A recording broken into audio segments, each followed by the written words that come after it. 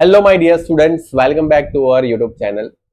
Students start करेंगे और Veer Narmad South Gujarat university में एस वाई बीकॉम सेमेस्टर 3 में आने वाले स्टूडेंट्स के लिए अगर आपका स्टैटिस्टिक्स बिजनेस डिसीजन वाला जो सब्जेक्ट है, अगर ये सब्जेक्ट आपका मेजर में हो सकता है या तो एमडीसी सब्जेक्ट में हो सकता है, दोनों सिलेबस से। ठीक है, तो अगर आपका स्टैटिस्टिक्स फॉर बिजनेस डिसीजन अगर मेजर में है या एमडीसी में, सिलेबस से। Now, as per the university new syllabus check करते हैं कि क्या क्या सिलेबस में है, कितने मार्क्स का किसमें से क्या पूछा जा सकता है, सब कुछ एक बार देख लेते हैं।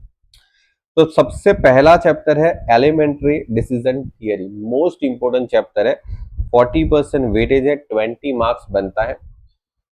इस चैप्टर से 20 मार्क का पूछते हैं, समझो।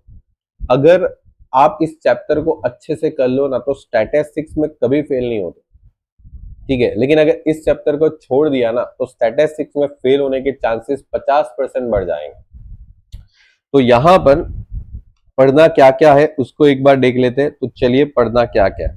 देखो, मैं जहां पर टिक करता हूं ना, वैसे हर चीज यहाँ पर इंपॉर्टेंट है। इस पूरे चैप्टर को आपको हमेशा 100% स्टडी करना है, कुछ भी नहीं छोड़ना है।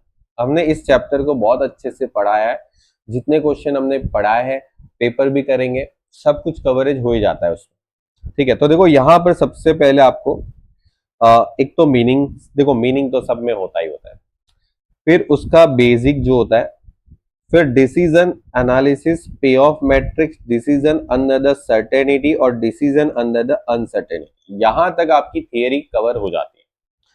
उसके बाद जो आपने सीखा उसके ऊपर प्रैक्टिकल क्वेश्चन आपको Laplace, maximum minimum criteria, Hurwicz, minimum maximum regret criteria, decision making under the risk, expected monetary value जिसको ईएमवी बोलते हैं, एक्सपेक्टेड अपॉर्चुनिटी लॉस जिसको ईओएल बोलते हैं, और expected value of the perfect information जिसको ईवीपीआई बोलते हैं। और एक और चीज जो हम लोग इस पूरे क्वेश्चन में फाइंड आउट करेंगे, ईपीपीआई। ये फाइंड आउट करने के लिए हमको पहले ये फाइंड आउट करने की जरूरत पड़ेगी, ये फाइंड आउट करने के लिए इसको फाइंड आउट करने की जरूरत पड़ेगी। एक्सपेक्टेड पे ऑफ परफेक्ट इंफॉर्मेशन बोलते हैं इसको। क्या बोलते हैं, यहां पर लिख देता हूं, ईपीपीआई। क्या बोलेंगे, एक्सपेक्टेड पे ऑफ परफेक्ट इंफॉर्मेशन। ये ढूंढना पड़ेगा, और दो मार्क्स का क्वेश्चन भी आता है इसका। तो यहां पर जितना भी मैंने आपको बताया हुआ है ना नोट्स में, यूनिवर्सिटी के सिलेबस से ही मैंने उठाया है सब कुछ। ठीक है, एक्चुअली यूनिवर्सिटी के सिलेबस में क्या है, थोड़ा ठीक से लिखा नहीं है, ब्लर दिखता है। ठीक है, तो इस वजह से हम लोग ने इसको अच्छे से टाइपिंग करवा के आपको करवाया। तो 20 मार्क्स का है, और एग्जैक्टली 20 मार्क्स का पूछते भी है। ठीक है, यहाँ पर अगर दो बताऊ ना, तो दो मार्क्स के दो थियरी, मतलब दो शॉर्ट क्वेश्चन, दो थियरी क्वेश्चन पूछते ही पूछते। 7 मार्क्स का एक क्वेश्चन कंफर्म है इसमें से, और कभी कभी तो 7 मार्क्स के दो क्वेश्चन भी इसमें से आते हैं। ठीक है, तो आपके 14 मार्क्स तो यहीं पे हो जाते हैं। उसके बाद कभी ऐसा होता है कि 4 मार्क्स का एक थियरी क्वेश्चन आ जाता है, और ये सब कुछ मिला के 22 मार्क्स तो आराम से हो जाते हैं। ठीक है, चलो।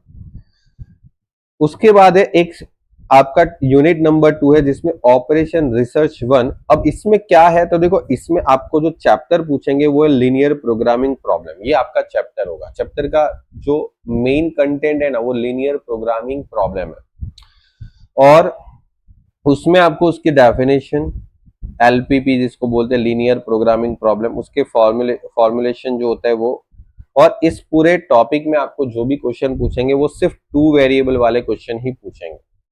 तो वैसे भी आपकी बुक्स में 3 वेरिएबल्स वाले क्वेश्चन है भी नहीं, तो 2 वेरिएबल्स के क्वेश्चन ही करने, और ओनली ग्राफिकल मेथड करनी है। क्योंकि इस पूरे चैप्टर को जो टॉपिक है उसको सॉल्व करने के लिए 2 मेथड है, एक तो है ग्राफिकल मेथड है, और दूसरा है सिंप्लेक्स मेथड। अब सिंप्लेक्स मेथड जो है ना, वो आप जब मास्टर डिग्री करते हो तो उसमें आपको सीखना होता है। यहाँ पर आपको सिर्फ और सिर्फ ग्राफिकल मेथड से सॉल्यूशन देना है, मतलब एक ग्राफ पूछेंगे 7 मार्क्स के आसपास का। ठीक है, उसके बाद इस पूरे टॉपिक में एक और चैप्टर बनता है जिसको हम लोग बोलते हैं, जिस चैप्टर का नाम है असाइनमेंट प्रॉब्लम। अगर आप बुक्स देखोगे तो चैप्टर कौन से नाम से दिखेगा, असाइनमेंट प्रॉब्लम। और इस चैप्टर में जो भी क्वेश्चन को हम लोग सॉल्व करते हैं ना, वो सॉल्यूशन हंगेरियन मेथड से सॉल्व करते हैं। और ये हंगेरियन मेथड जो है ना, इस हंगेरियन मेथड से आपको थियरी भी पूछते हैं, रिजल्ट से थियरी आती है। एक थियरी पूछेंगे हंगेरियन मेथड को एक्सप्लेन करने वाली। तो अगर देखा जाए तो 20% के हिसाब से 10 मार्क्स बनता है। देखो 10 मार्क्स लिखा है, लेकिन मैंने बोला ना कि अगर आप कभी कभी ऐसा होता है ना कि जैसे आपने ऑप्शन को जाते हो, तो ऑप्शन में जाने के बाद हो सकता है कि वेटेज 10 से ज्यादा भी बन सकता है, लेकिन करना है 10 मार्क्स के लिए तो करना है। ठीक है, तो ये दो चैप्टर यहां पर कवरेज हो जाते हैं, एक तो ये वाला और एक तो ये वाला। ओके, दो चैप्टर आपके बुक्स के अंदर मिलेंगे। फिर उसके बाद आपको एक और चैप्टर पढ़ना है जिसका ट्रांसपोर्टेशन प्रॉब्लम करके नाम है, और वो भी 10 मार्क्स का उसका वेटेज है। और इस चैप्टर के अंदर आपको क्या क्या पढ़ना है, तो बैलेंस अनबैलेंस ट्रांसपोर्टेशन प्रॉब्लम, इसका थियरी पूछ सकते हैं 2 मार्क्स में। Method for the initial feasible solution, अब इसमें बहुत सारी मेथड है। Method number 1 matrix minima method, method number 2 Vogel approximation method जिसको वैम बोलते हैं, method number 3 max min, min max और मैक्स मिन, ये दो मेथड। ओके, तो यहां से यहां तक सारी मेथड अपने को सीखनी है इसको सॉल्व करने के लिए, समझे बात को? ओके, फिर opportunity test, sorry optimality test करना।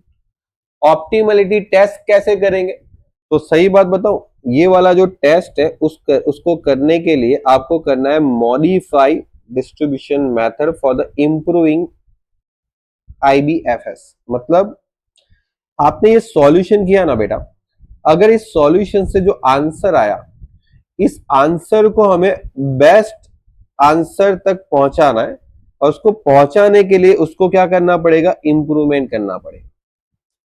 वो बोलते हैं ना कि आपका आंसर आया, अब उस आंसर को वेरीफाई करो कि क्या वो आंसर हमारे लिए जो पूछा गया है क्वेश्चन में उस हिसाब से क्या वो बेस्ट आंसर है।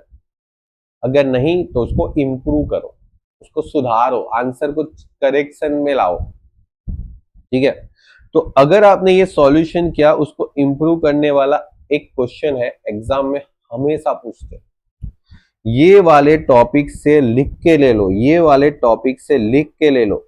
मैं स्टैम्प पेपर पे लिख के देता हूं, क्वेश्चन आएगा ही एग्जाम।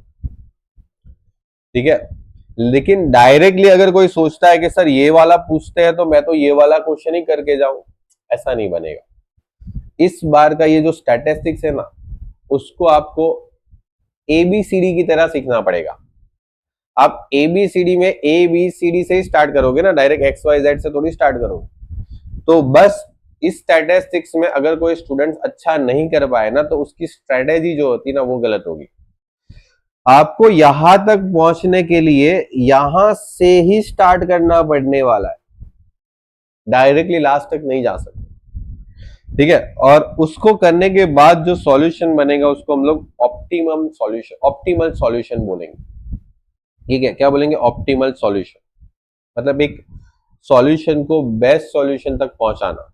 ठीक है, और ये जो पूरा टॉपिक है, जो यहां पर आप ये सीखते हो, ये सीखते हो और एक ये सीखते हो, ये जो 3 चैप्टर है ना आपको, जो यूनिट 2 और यूनिट 3, उसको आपको बहुत बार प्रैक्टिस करना पड़ेगा। मैं मानता हूं अगर आप 1 या 2 क्वेश्चन सीखोगे तो आपको समझ में आ जाएगा। आपको ये भी लगेगा कि यार ये तो समझ में आ गया, अभी मैं आगे एग्जाम में कर लूंगा या कर लूंगी।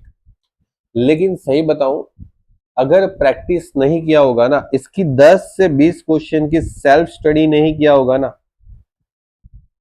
तो भूल जाओ कि एग्जाम के अंदर तुम सही करके आओ। सही बता रहा हूं, मेरी बात ध्यान से समझना। ये चैप्टर है, ये चैप्टर है और ये चैप्टर है, इजी है। लेकिन आप जब भी फ्री होते हैं ना अपने पूरे दिन में, तो स्टैटिस्टिक्स में पूरे आपके सेमेस्टर के दौरान मैंने सिखाया, ठीक है वो तो आपने सीख लिया, उसके बाद आपको क्या करना है कि 20 क्वेश्चन या 15 क्वेश्चन, चलो मैं थोड़े 5 क्वेश्चन कम कर लेता हूं, 15 क्वेश्चन आपको प्रैक्टिस खुद से करना है। मैंने सिखाया वही क्वेश्चन फिर से प्रैक्टिस कर लोगे तो भी चलेगा, और अगर नए क्वेश्चन आपको प्रैक्टिस करना है तो आपके पास बुक्स है, उसमें से प्रैक्टिस कर लो नए वाले क्वेश्चन। जो मैंने करवाया उसको छोड़ के भी कर सकते हो अलग से। बात समझ में आ रही है? खुद से करना है। मैंने तो सिखा दिया, सीख लिया, अब उसको खुद से 15 क्वेश्चन की प्रैक्टिस करना है। चलेगा मैंने क्वेश्चन करवाया वही प्रैक्टिस कर लो वापस, लेकिन खुद से देखे बिना। अगर स्टेट्स में पास होना है अच्छे मार्क्स से तो ठीक है। तो ये बोलता हूं 3 चैप्टर के लिए। उसके बाद आपका, एक सेकेंड, ऐसा कैसे हो गया? एक सेकेंड बेटा, एक काम करो, यहां पर थोड़ा सा गड़बड़ हो गई है, टाइपराइटर ने गड़बड़ कर दी। ये वाला टॉपिक यहां से हटा दो, ये वाला टॉपिक यहां पर लिखा। चल, असाइनमेंट प्रॉब्लम, वही मैं सोचू कि 2 चैप्टर मिला के 10 मार्क्स का कैसे हो सकता है। ठीक है, तो कोई बात नहीं, ये वाला जो टॉपिक है वो बाय मिस्टेकली यहाँ पर टाइप हो गया है, तो आप इसको यहाँ पर कंसीडर कर लो। चलो कोई बात। तो हंगेरियन मेथड जैसे मैंने ऊपर बोला था, उसका अलग से 10 मार्क्स का वेटेज। ठीक है, मतलब यहां पर इस हंगेरियन मेथड से मैंने आपको क्या बोला था, इधर से थियरी तो आती है, इसका एक क्वेश्चन भी आएगा। ठीक है, सॉल्यूशन वाला एक क्वेश्चन आएगा, असाइनमेंट प्रॉब्लम। ठीक है, तो क्वेश्चन तो सब में से आने वाला, और थियरी भी सभी चैप्टर से एक एक करके तो पूछ रहे हैं। ठीक है, तो टोटल 4 चैप्टर आपके बनते हैं। और एक बात ध्यान रखो, ये वाला चैप्टर बहुत इंपॉर्टेंट है। इस वाले चैप्टर में आपका जो टॉपिक है वो सिर्फ लिनियर प्रोग्रामिंग प्रॉब्लम है 10 मार्क्स का। ये वाला टॉपिक यहाँ पर बाय मिस्टेकली कवर हो गया था, वो यहाँ पर अलग से लिखा है, उसका 20% वेटेज है 10 मार्क्स का। और ये आपका हो गया ट्रांसपोर्टेशन प्रॉब्लम। तो बात समझ में आ गई होगी आपको अच्छे से। ठीक है, कि कितने चैप्टर कैसे करना है। ठीक है, देखो मुझे है ना, कई बार ऐसे स्टूडेंट पूछते हैं कि सर कौन सा चैप्टर ना करूं तो चलेगा। तो यार ऐसा ना पूछा करो, क्योंकि स्टैटिस्टिक्स के अंदर देखो पॉसिबल नहीं है कि आप कोई भी एक चैप्टर स्किप करके जाओ और पूरा 50 मार्क्स का पेपर अटेम्प्ट हो जाए। क्योंकि स्टैटिस्टिक्स में क्या होता है कि कहीं ना कहीं हर चैप्टर से एटलीस्ट एक क्वेश्चन तो आपको कंपलसरी गिनना ही पड़ता है, चाहे आप ऑप्शन में भी चले जाओ ना तो भी। ठीक है, ये बात अकाउंट्स में हो सकती है कि चलो ठीक है आपकी बहुत ज्यादा तैयारी नहीं हुई है, आपके पास टाइम नहीं है, तो आप कोई एक चैप्टर को साइड रख सकते हो, लेकिन वो अकाउंट्स में। स्टैटिस्टिक्स के अंदर कंपलसरी आपको हर चैप्टर को थोड़ा थोड़ा थोड़ा करके करना ही पड़ेगा। ठीक है, उसमें कोई ऑप्शन नहीं होता। ओके, चलिए तो फिर मिलते हैं बच्चे नेक्स्ट लेक्चर में, हम लोग आगे की कोई और सिलेबस को डिस्कस करेंगे। Goodbye and take care.